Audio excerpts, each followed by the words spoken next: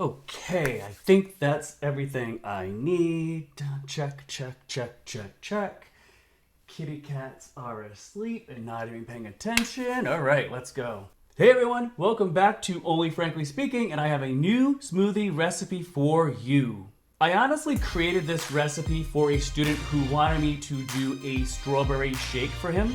He and another student have been asking me to do a shout out for them on one of my videos, so I made a deal.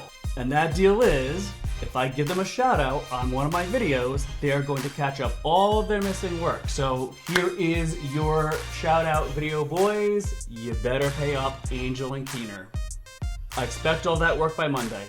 And while I'm at it, I might as well give a shout out to the rest of my third period 8th grade class because I have a feeling I know where this is going. You pay attention to one student and then everybody also wants the same thing. So to be fair, hello period 3. Okay, so we're gonna go with the strawberry cheesecake smoothie because honestly, I have not figured out how to create a hot Cheeto smoothie for you teenagers. So strawberry.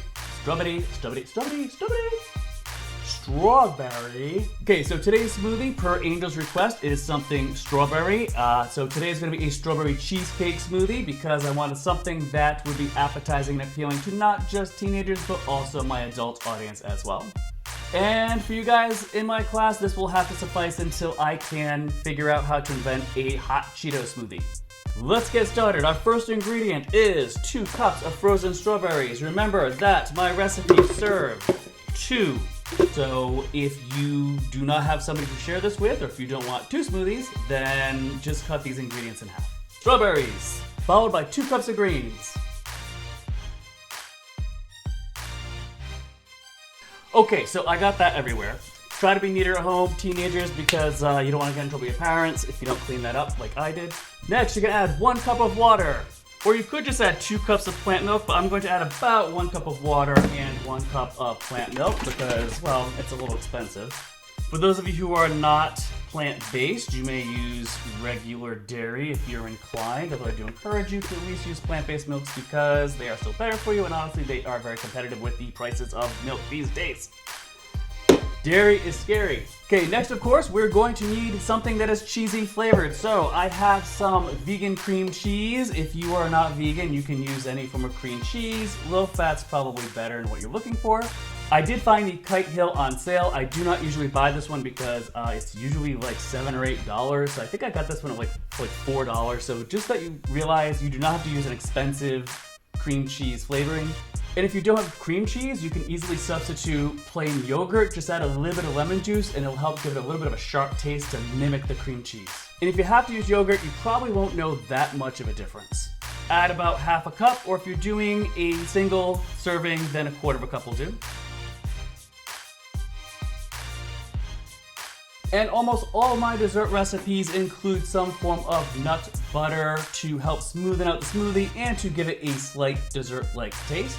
Today I'm using cashew butter, but you can use almond butter. Any nut butter will do except for peanut butter because that is going to be a terrible idea with this strawberry cheesecake smoothie, although it might work out. It won't be strawberry cheesecake, it'll be something different though. So stick with the cashew or almond. Okay, 2 tablespoons of cashew butter.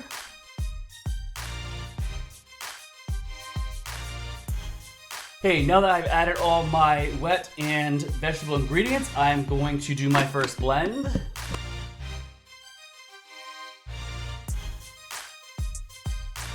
First blend done.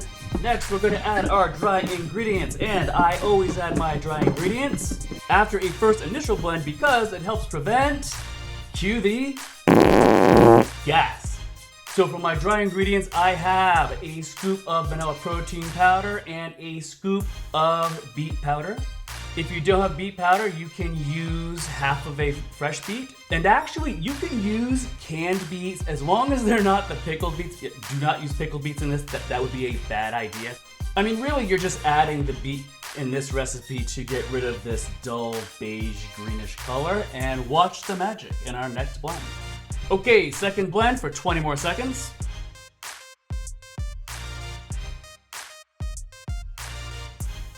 Yum, definitely tastes like strawberry cheesecake. Now, young people tend to like things a bit sweeter. This is perfect for adults. Or maybe if you're an adult or a teen or someone who has a sweet tooth, you can add maybe a tablespoon of sugar or agave, or even a scoop of vanilla ice cream to sweeten that up just a little bit. But personally, I think this is perfect just as is. So, if you get a chance to try it, let me know what you think in the comments below. And if you liked the video, then please smash that like button. And if you like my content so far and you're so inclined, then please don't forget to subscribe on your way out.